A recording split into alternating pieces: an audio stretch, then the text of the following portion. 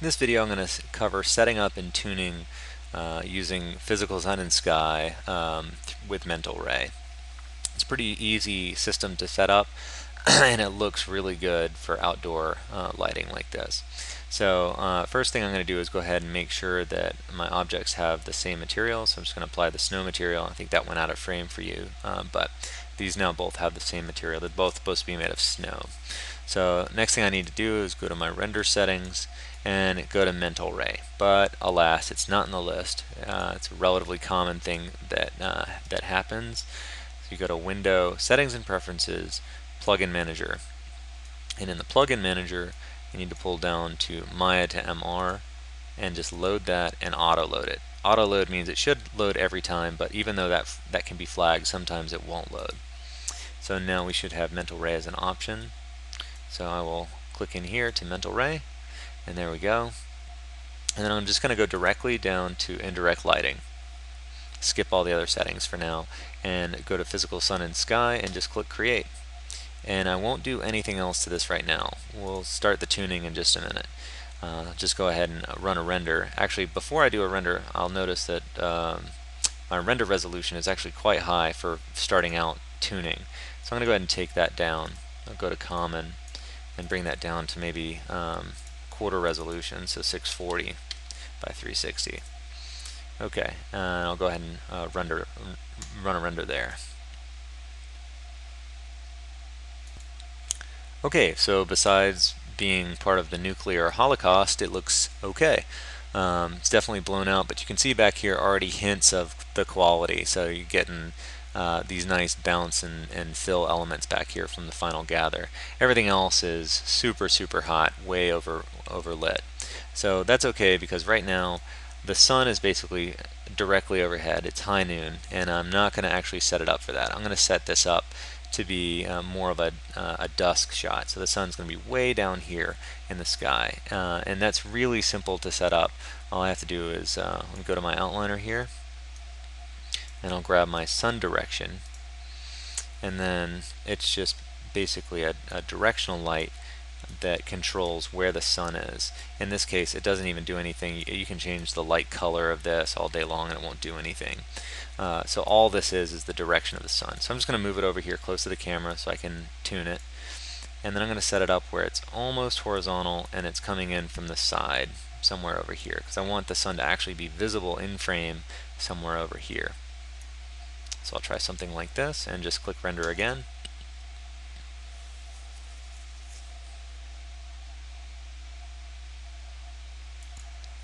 Okay, so quite a bit of difference just from changing the orientation of that light. You can see now we're not actually over bright. Our surfaces are way too reflective, but the sun and sky are actually looking pretty good. A couple of flaws: you can see the horizon line actually needs to move down a little bit. I might actually want to shift this out to red a little bit harder, and then we're definitely going to need to do some shader tuning.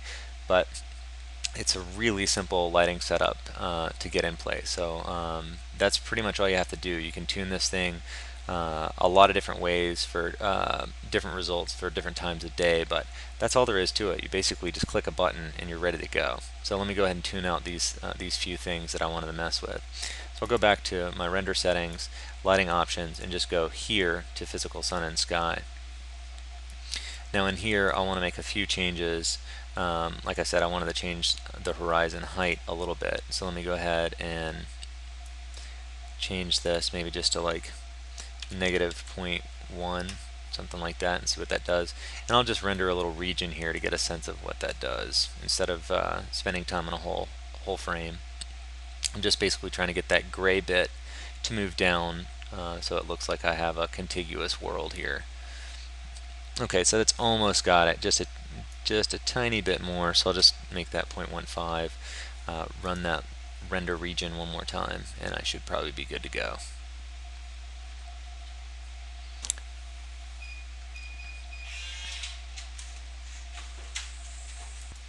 Okay, that looks good. So it looks like one problem down.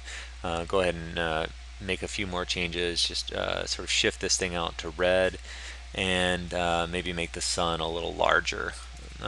just for effect. So to shift it red, at least the way I read this, I would think I would go left for red and or negative for red and positive for blue, but it's actually opposite. So I'm just going to shift this just a little bit and see what it looks like. So 0.15 here. Just re-render that whole frame. Okay, so that looks pretty good. It's probably a good idea to start saving frames here and there so you can really get a sense of the difference and how far you're pushing it. Because sometimes it's difficult to tell when you're just doing small changes where you came from and where you're going. So I'm going to keep this, and then I'm going to do another render where I shift it out red a little bit harder. So shift this one up to double that amount of red and go ahead and run that whole frame again. Okay, so there you go. You can definitely get a sense. I'm not sure. I like the blue in this one, but I do like this look. Maybe I'll just sort of get a compromise and go somewhere in between, maybe 0.25 or something like that. So I'll just think that's probably going to be a reasonable place. I can come back and make a change if I need to. Now to go ahead and change my sun size, I just scroll down a little bit further. Again, I'm still in physical sky here, and I'll just change my sun disk scale here. So I'll just move that up. Maybe I'll just try pushing that up to 8 or something, and we'll see what this looks like. Again, I'll just A/B these. So I'll store that frame and go ahead and run another render. Okay, let's see what that looks like. Okay, so it's definitely a more dominant sun in there now. It might be a little bit on the big side actually, as a little overreach with doubling that size. So maybe it was closer actually to begin with. So I'll set that back down to 5.5 or so, and I'll go ahead and tune something else, and then I'll just check the sun size instead of continuing to do the same thing in just that one thing. So I can also see that my shaders are way too reflective. So all this reflectivity is coming from settings actually in the shader. So I'm going to go to my hypershade,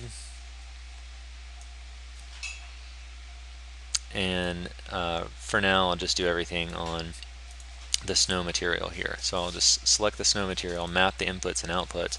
In this case there's nothing else attached, so everything is going to be in here. There's no texture driving specular or anything like that. So just pull down to specular shading here, and it's reflectivity, and so reflectivity is actually a combination of whatever this number is, and it's basically a multiplier against the specular color. So specularity is probably fine. I don't see anything being like ridiculous, but the reflectivity is just way too much. It's supposed to be snow, not ice, and right now it basically just straight up looks like glass. So I'm going to drop that just way down. I want it to have some reflectivity, but nothing like this. I don't want it to be anything like glass. Okay, so I'll run a render of that. Alright, so Maya took a big old dump on me, so undoubtedly this won't look quite exactly the same, but I just caught us back up to where we were, and I'm going to continue tuning. So I pulled down the reflectivity, and it looks like it came off maybe a little bit too much. So I'll go ahead and add that back in. I'd like it to stay somewhat reflective, just not super sharp like glass. Okay, so once again Maya just deuced out on us, so it probably doesn't look exactly the same, and I'm just going to be saving often along the way here. Typically this isn't a very volatile scene. I think probably my machine just needs to be restarted, but I'm not going to do it because I'm in the middle of a demo, so hopefully we'll just be able to get through it like this. So what I've got now is the reflectivity is really low, but my specularity is still really high, so I actually need to make a little bit of a change. Remember I said that reflectivity is sort of a product of whatever this number is, and I guess it's basically multiplied by this specular color, so this attenuates whatever this is set to. So I'm actually going to pull this down to decrease specularity on the snow overall, and I'm just going to push reflectivity back up to sort of compensate for the fact that I just pulled that way down. And I'll just run another render here and see what we get. Okay, so I would say that's changed for the better. It definitely looks a lot less blown out over here. So I'm going to go ahead and save that. And and I need to break this up, and also I'm not completely happy with how this looks back here, so I'll probably want to continue tuning my physical sky a little bit. So I'm going to go ahead and select my sun and bring up my attribute editor, Control A, and in the physical sky node here, probably just want to add a little bit of haze to this thing. So we'll just try a haze of 2, and that'll just give more volume sort of for this light to be coming through. So I'll go ahead and do a render of that. Yes, the haze. So looks pretty good. I'm kind of into this, and maybe I'll just A/B this with one that's a little less extreme, just to get a sense of which one I like better. So I'll just drop haze down to 1 here, and go ahead and run another render of this. Okay, there we go. So here's an A/B. So the haze is getting a little thick at 2. I think I probably do like it a little bit better at 1, just a little less fuzz out back here, but the colors look really nice around the edges here. So this is looking pretty good. I feel like I just need to add some texture to this to break it up, because it's really flat and smooth right now. So let me go ahead and do that. Let's go to the hypershade. And again, in here, I'm going to go ahead and map this. There's nothing on it right now.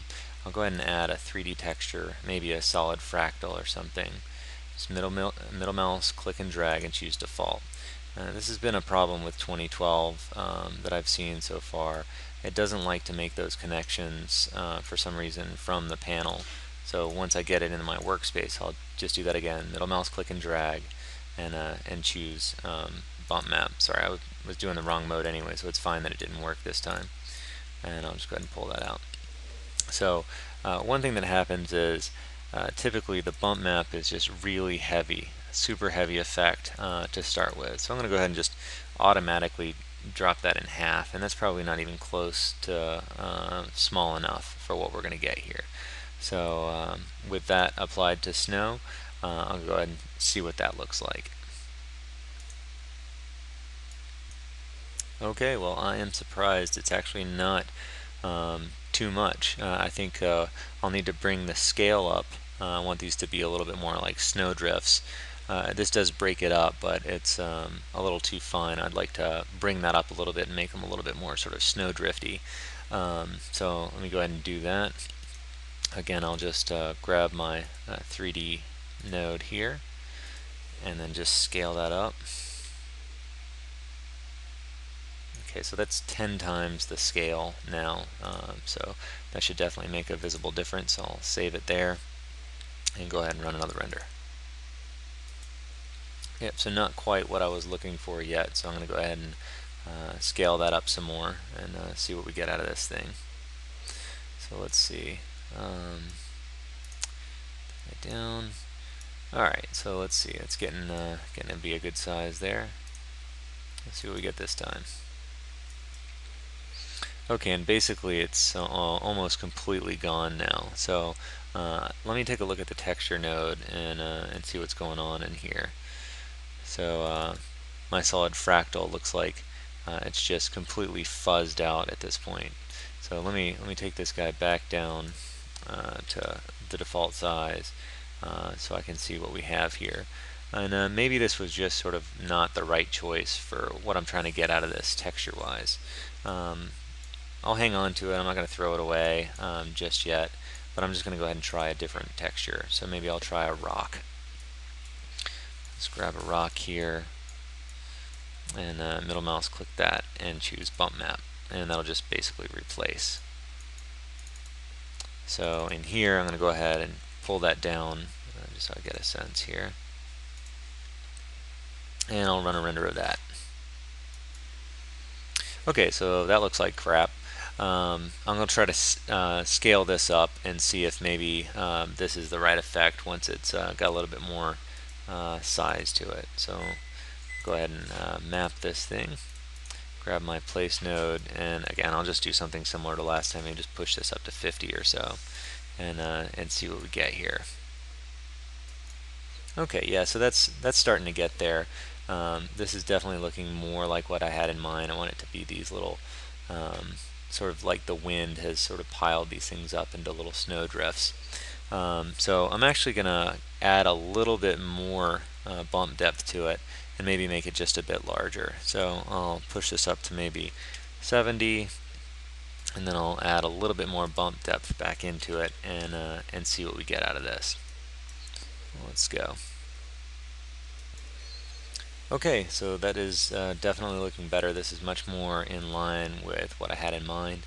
And right now I'd say we're still at a really such a bad quality level. I can't quite tell what I'm looking at here. There's a lot of artifacts happening down here. So I'm going to try to push this up in render quality and see if that helps resolve some of these little issues that are happening in here. So I'm going to bring up my render settings, and I'm going to use a quality preset just to see what happens here. So I'm going to push this up to production. But one thing to keep in mind is that's going to make a change to my final gather. So I need to make sure final gather stays on. I think it's a little quirky that changing quality changes your GI and final gather settings, but that's what it does right now. So you just, anytime you change one of those presets, just make sure you come back and have final gather turned back on. So I'll go ahead and run another render here and see if that helps clean up, and I'll just A/B these. So it's 12-second render right now at sort of a draft resolution. Let's see what production does. Okay, so definitely looks a little better. We're not talking about a huge hit in render time, so it's just at 15 seconds, but a lot of that artifacting has been cleaned up down here, so you can actually see all this junk in here goes away. Looks like we could use a little bit more filtering in here and potentially even a little bit more bump depth. So I'm just going to go ahead and run my bump depth back up to 1, which is typically uncommon to have it that high, but I think the contrast between the two colors of the rock node were not super far extreme like white and black, so that's bringing down the overall contrast, which means I have to push up the bump depth. I'll also go ahead and add a little bit more filter to this just to smooth it out a little bit further. So I'll just maybe set that to 3 as a starting value and see what that does. Okay, so that definitely smoothed out the snow considerably there. I feel like that looks pretty good. The filter value on that seems pretty appropriate. We're still blowing out back here, and I still might like to potentially soften some stuff up here, maybe some shadow softening or something like that. So let's just take care of those couple things, and then we'll be basically ready to do some final render settings tweaks and kick off our batch. So first thing I'll do is I'll go ahead and change my overall intensity here. So again, I'll just grab the sun direction node and go to the attribute editor for that, and up top here there's actually a multiplier, and this is just going to multiply down I guess all of these numbers. I'm not exactly sure which numbers it affects and which doesn't, but I'll just set that down to 0.7 or so and see what happens, and I'll A/B this, so I'll keep that image. Okay, so there it is with 0.7 as a multiplier, and so you can see it's just more properly exposed. I'm not blowing out completely in here. I still have some definition back here in my sun, so that's about right. I feel like that looks fine to me. So I'd be ready to go with this. I don't mind that the front of this guy is actually kind of in shadow and looking a little flat right now. That's fine for this look. I think overall the scene looks pretty good. So I would say check your scene from multiple cameras. So I do have a cut in my camera, so I'll go back to the first shot here. You can see that it's going to be a lot closer up here, and I'll just take a look at what it's going to look like from that direction. Okay, so not too bad. It looks reasonably acceptable from this position as well. I'm glad I did this though, because I forgot to soften up my shadow here. So I'm actually going to go back to the other perspective and make that change, because the shadow is a little bit more visible from this perspective. So I'll just head back over to frame 37 here.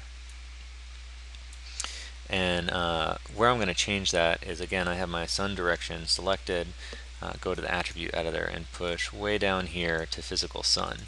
Physical sun has a lot of the same attributes as physical sky, and they're actually bound together. So really all I'm going to mess with here is the shadow softness. And pushing up your shadow softness can definitely add a lot of grain to the edge of the shadow. So if that's the case, then you'll have to push up samples.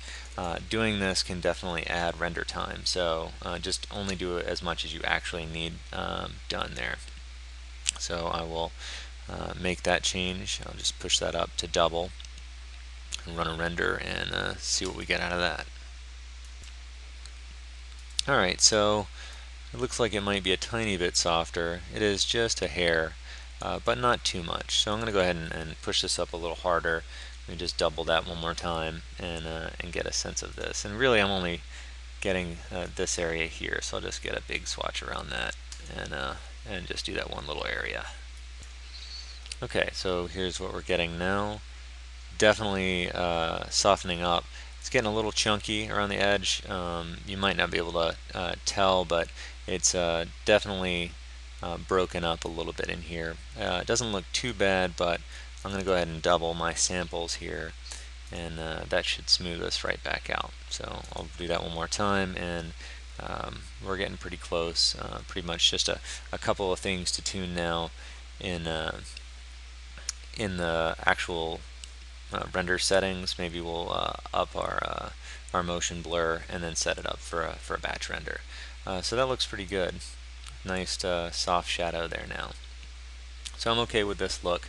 Again, it's okay that this guy is flattening out for me. I could add another light in here to fill this, but I don't really feel it's necessary. This looks pretty nice to me. Okay, so let me head back into render settings, and I would suggest typically you run production rapid motion. Preview rapid motion is fine if production is taking too long. Preview looks acceptable in a lot of cases, but it's sort of a case-by-case basis. But I would take a look at what your scene does with production rapid motion. Rapid motion is just going to render much faster than a regular motion blur. So occasionally it does have some artifacting. If it does, you can go to regular motion blur, take the hit on time. Turn your final gather back on. Again, anytime you make that quality preset, it's gonna break that connection there, or turn that attribute off. Rather, it's not really breaking anything. And I'll just run a render of this here and see what it looks like with the motion blur. Okay, so there you go. This is what happens when you turn motion blur on instead of whatever it was, 16 seconds for this frame. It's now 1 minute and 4 seconds per frame with motion blur on, and here you can see the difference, A being ignore the shadow differences, but that amount of motion blur that's happening there. And it's nice looking motion blur, and it's worth it. I mean, the hit for motion blur is quite serious, but motion blur is really necessary to get smooth motion. You can do it in post, but typically not to as nice an effect. Of course, you can do it in post if you were to render out vectors or something to have even more control. But for now, this looks good. These are the right settings. If I can do 1 minute a frame. If not, like I said, push down to preview rapid motion and see how it looks from there. It'll probably just be a little grainier and perhaps just a little bit more alias looking along the edges. So this is actually looking pretty good. I don't think there's much more that I need to cover in this video. I cover the common settings in another video, so please look for that video to see how to set up all the common settings. But all the mental ray settings and all the lighting has basically been tuned as necessary. So if once your common settings are set up, if they already are, you just go to the rendering menu set right here and then render, batch render, and that'll kick off your render. So that's it. Hope that helps.